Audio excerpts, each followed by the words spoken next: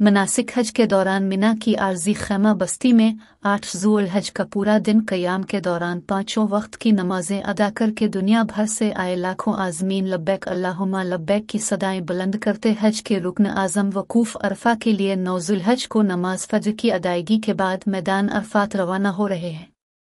मैदान अरफात में हज का रुकन आज़म वकूफ़ अरफा आज अदा किया जाएगा, जहां हुज्जाज किराम मस्जिद निमरा से खुतबा हज सुनेंगे और ज़ोहर व असर की नमाजें यकजा करके एक साथ अदा करेंगे।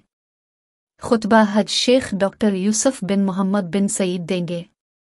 हरमैन इंतज़ामिया के मुताबिक ऐवान शाही की मंजूरी से इमसाल मैदान अरफात की मस्जिद निमरा से शेख डॉक्टर यूसुफ बिन मोहम्मद बिन सईद खुतबा हज देंगे। खुतबा हज का तर्जुमा उर्दू समेत दुनिया की मुतअद्दिद ज़ुबानों में बराह रास्त नश्र किया जाता है। खुतबा हज को 20 ज़ुबानों में तर्जुमा करने की तैयारियां मुकम्मल। मस्जिद निमरा से खुतबा हज को 20 ज़ुबानों में तर्जुमा करने की तैयारियां मुकम्मल कर ली गई हैं।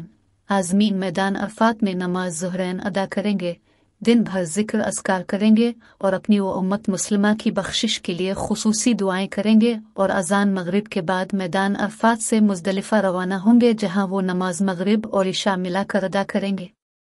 आज़मीन हज रात भर मुज़दलिफ़ा में खिले आसमान तले इबादत और ज़िक्र व अस्कार करते हुए रात गुजारेंगे और शैतान को मारने के लिए कंकरियां जमा करेंगे। 10 ज़ीउल हज को नमाज फज्र के बाद मुज़दलिफ़ा से वापस मिना रवाना होंगे और हज़रत इब्राहीम की संत की पैरवी में रमी जमरात करेंगे। शैतान को कंकरियां मारने के बाद कुर्बानी करेंगे। कुर्बानी के बाद हाजी एहराम उतार देंगे और बाल मनवा कर तवाफ़ ज़ियारत के लिए मस्जिद अल हराम जाएंगे।